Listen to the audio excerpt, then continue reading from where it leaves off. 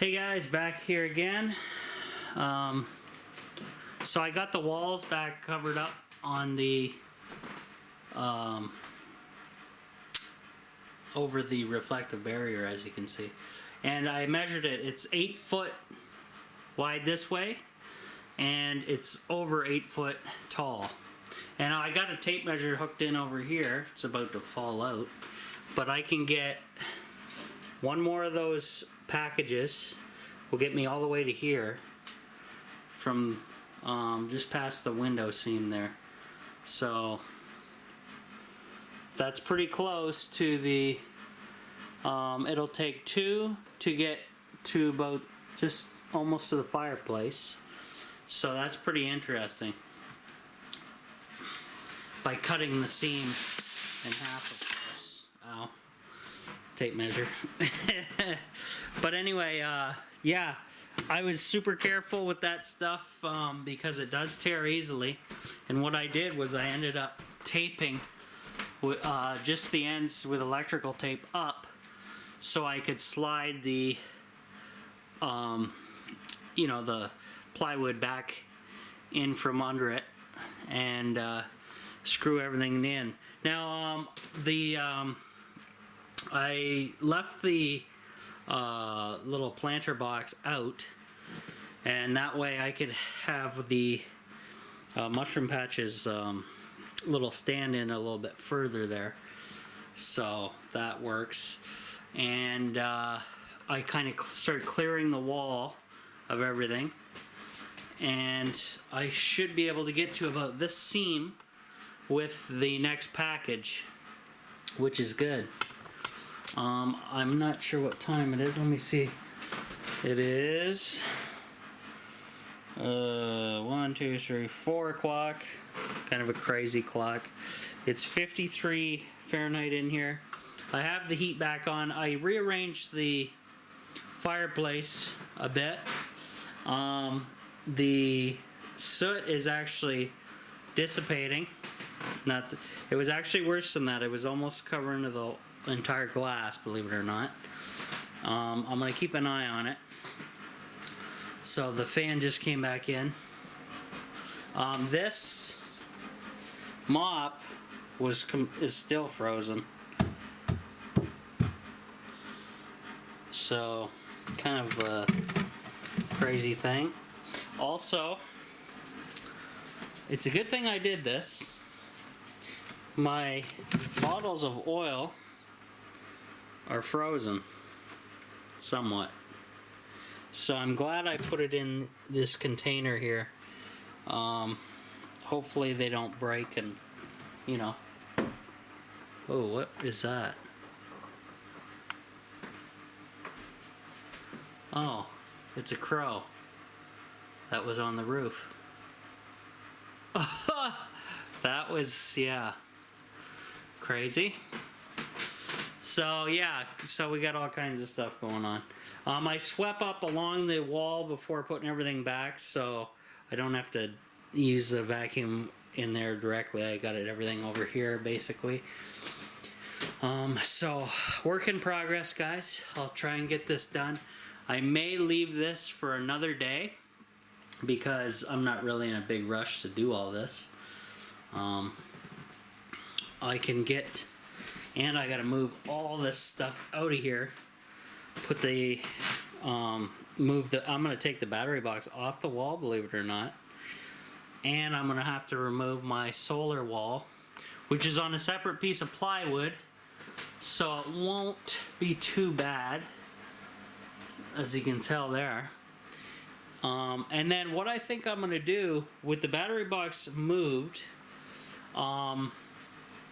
I think I will take the actual new stand that I bought and set that up somewhere, maybe even along mushroom patches over here, and throw a bunch of stuff in there.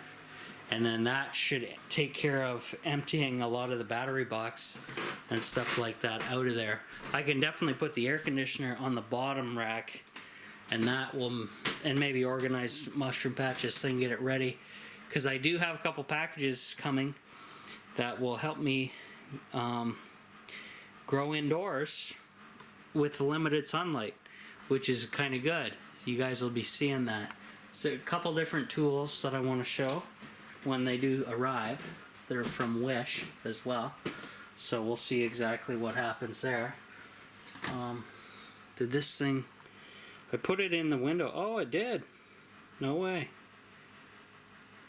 Will I get a reading? And out is not giving me a reading. I may move the outdoor sensor onto the south side of the tiny house because I am getting squat right now. So that's kind of sucks, but hey, that guy's back in action finally. I gotta reset all the time and stuff, but good to see him back up and going. Alright, so I'll move him over here for now, just for the sake of things. So it's kind of a construction zone again in the tiny house, guys. I'm going to leave the stapler and staples here, and then I can continue on. You can kind of see my progress from the overhang where I'm at, and then that will be tucked up when I make some type of ceiling. And then that stuff's going to cover the entire ceiling, and then I guess there'll just be an air gap between the foam. Like that'll be the air gap, that space there, so I can run some wires and different things. Nothing really amazing, but you know, everything that I think it's helped. I really do. Once it's totally done, though, that's going to be the real test with the ceiling and everything tied in. And that stuff is way cheaper than the rolls of that bubble wrap. They wanted huge money for that stuff. Where I am anyway. So we'll see exactly how it works out.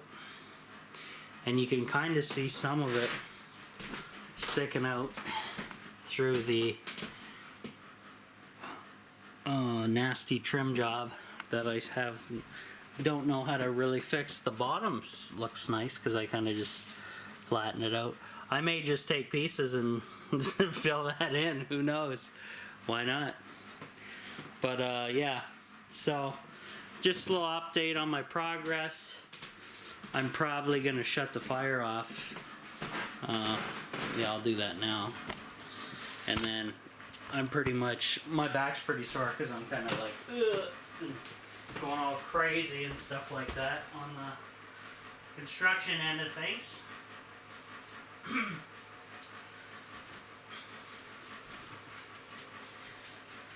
Okay, but at least I've been able to charge this camera quite a few times off the power pack that's over here powering this fan. I don't know if it's actually doing much. It should be higher, but the cord isn't only so long, so it's kind of a pain. Oh, there was the gas valve snapping. So yeah, I have, like I said, I got 2 more of those packages and a single, which may get me pretty much to the fireplace, and that's almost half the wall, well, almost half the trailer, excluding I made that far end like a cold zone, which I don't really mind because there's going to be basically storage in there eventually. But once we get past the fireplace, now that stuff is pretty flammable, the survival blankets, guys. So what I got to do, even though it's just the way it is, I have to kind of make a large buffer in between this exhaust pipe and that survival blanket stuff because I don't need a fire. So that's something I got to do. And yeah, gas line. Yeah. I think the bathroom might be a cold zone too. I'll only go so far. I'll go maybe to the fireplace and then maybe do this wall backwards all the way to the bed and then the ceiling, and then that should help. But the rest will be, the two ends will be cold zones basically, and that's just the way it is. That end is definitely a cold zone because that's wide open.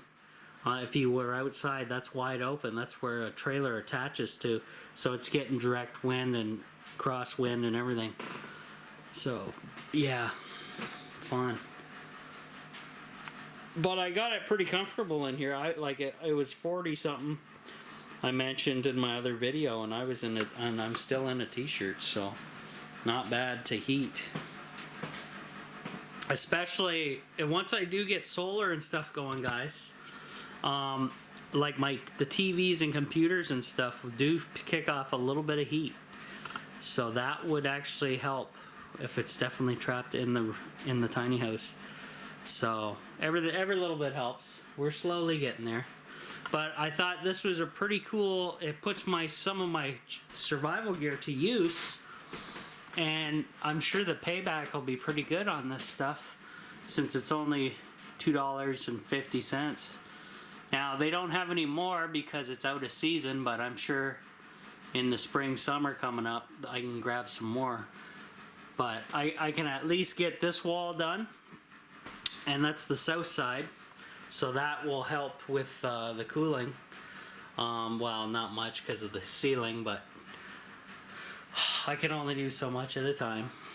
But that's what's going on at the tiny house, guys. A little more construction, and yeah, I'm gonna cut the video out for now, and we'll talk to you guys in a bit.